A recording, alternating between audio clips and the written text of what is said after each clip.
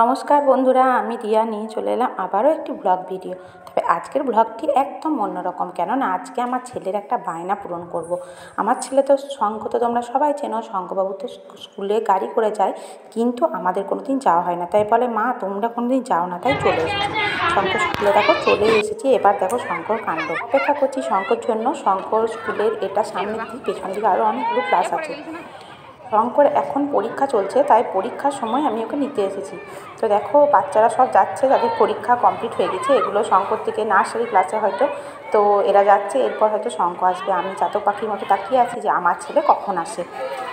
এদিকে গেটে সবাই দাঁড়িয়ে আছে, কেননা সব বাচ্চাদের তো একসঙ্গে বেরোতে দেবে না। এর সঙ্গে তো গাড়িতে যারা আসে, যেমন শঙ্কর মতো, তাদেরকে তো আটকে রাখতে হয়। তো শঙ্কর চলে এসেছে। খুশি হয়েছি এবারে মা এসছে। বন্ধু ভালো।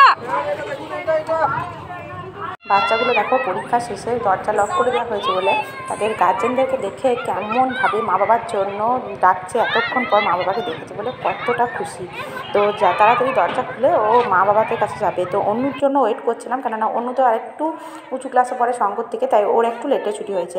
তাই আমি দাঁড়িয়ে আছি অন্যর জন্য। অন্য কিন্তু পেছন দিকেই আছে, তো ও আসছে। তারপর আমরা একটু বেরিয়ে পড়বো, তারপর বাচ্চাদের কিছু কিনে দেবো, তারপর আমরা বাড়ি ফিরে যাব।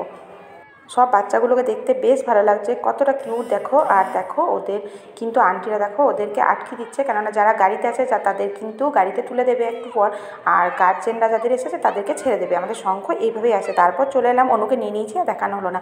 ফলের দোকান, কেননা পূর্ণিমা পুজো ছিল, তাই ফল কিনবো বলে ফলের দোকানে আমরা চলে এলাম। বাচ্চাদেরকে নিয়েও চলে এসেছি। তো ওরা বায়না করতে শুরু করলো আইসক্রিম খাবে। তো আমি বললাম আগে এগুলো নিয়ে নিই, তারপর তোদেরকে আইসক্রিম খাওয়াবো। আর এইদিকে দেখো কাগজি লেবু, আর পূর্ণিমা পুজোতে যেহেতু পান লাগে, তাই পান নিয়ে নিচ্ছি। কেননা কাগজি লেবু কিন্তু শুধুমাত্র যে আমরা খাই তা নয়, কাগজি লেবু দিয়ে আমাদের জলের বোতল খুব সুন্দর পরিষ্কার হয়, তাই কাগজি লেবু নিলাম। ওখানে ফল নেওয়া কমপ্লিট, কেননা এদিক ওদিক করতে হচ্ছে, যেহেতু দুটো বাচ্চা আছে তাই।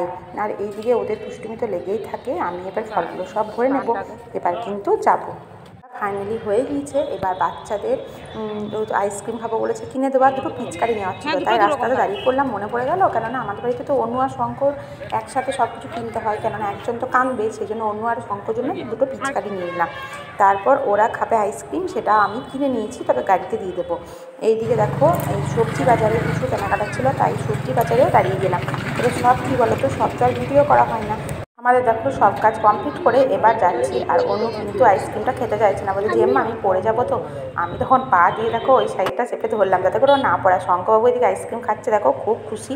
ও শঙ্খ প্রথমে বলতে শুরু করলো আমি কর্ন খাই, আমি খাবো না। তারপর কিন্তু ঠিক খেয়ে নিল। তো আমরা এদিকে বাড়ি যাচ্ছি। বন্ধুরা ভিডিওটি যদি ভালো লেগে থাকে অবশ্যই লাইক কমেন্ট শেয়ার করে দেবেন। পুরো ভিডিওটি দেখার জন্য অনেক অনেক ধন্যবাদ। আপনার আছে বললেন এগিয়ে যেতে পারছি।